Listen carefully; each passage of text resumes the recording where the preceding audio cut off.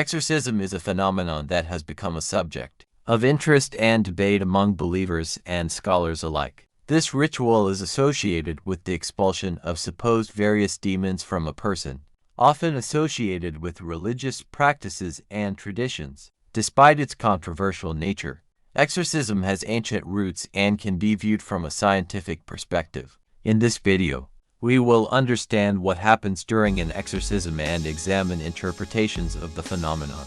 In various scientific and demonological practices, exorcism is closely associated with religious beliefs, especially among Christians. From the perspective of believers, exorcism is the process of casting out demons or evil spirits believed to be able to possess a person's body and mind. The ritual involves prayers, rituals, and symbolic actions aimed at freeing a person from the influence of negative forces. It is important to note that approaches to exorcism can vary greatly depending on the religion. In Christianity, the process may be related to the perception of the demon as a real entity that can possess a person. In Judaism, the concept of exorcism is also present, but it may be more symbolic in nature. In Muslim teachings, there is also a belief in the existence of jinn, spiritual beings that can have an effect on a person and require exorcism. In terms of psychology, exorcism can be associated with various mental and psychological conditions such as personality disorders, dissociative states, and hypnosis. The effect of being possessed may be the result of a subconscious need for an external entity that has been indoctrinated by believers or is formed as a result of therapeutic influences during the ritual. Psychological research has also revealed that belief in possession or the presence of evil spirits may be the result of cultural influences and social expectations.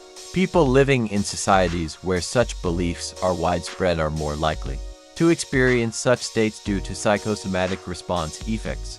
Modern neurophysiological research offers a more explanatory explanation for the phenomenon of exorcism. The phenomenon of being possessed may be related to dysfunction of neural networks controlling self-awareness and reason.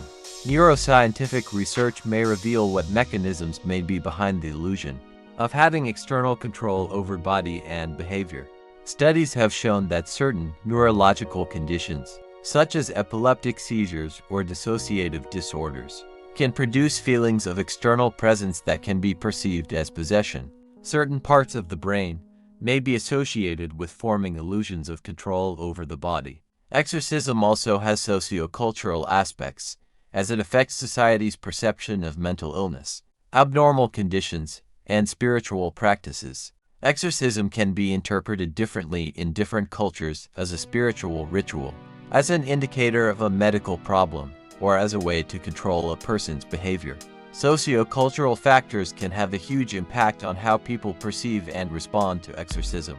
For example, in societies with a high degree of religiosity and belief in supernatural phenomena, exorcism may play an important role in ritual practices and ceremonies, whereas in more secularized societies, the ritual may be questioned and skeptical.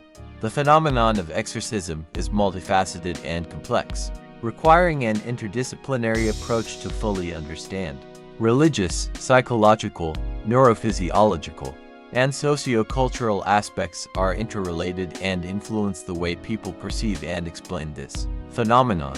Despite the different perspectives, the scientific study of exorcism contributes to the knowledge of the mental, neurophysiological, and cultural processes that influence human behavior and perception. Thus, exorcism is a complex phenomenon that can be viewed from the perspectives of religion, psychology, neuroscience, and sociology. Understanding the processes involved in exorcism can contribute to a deeper understanding of human nature and cultural influences on our behavior and beliefs. The road to hell is paved with good intentions.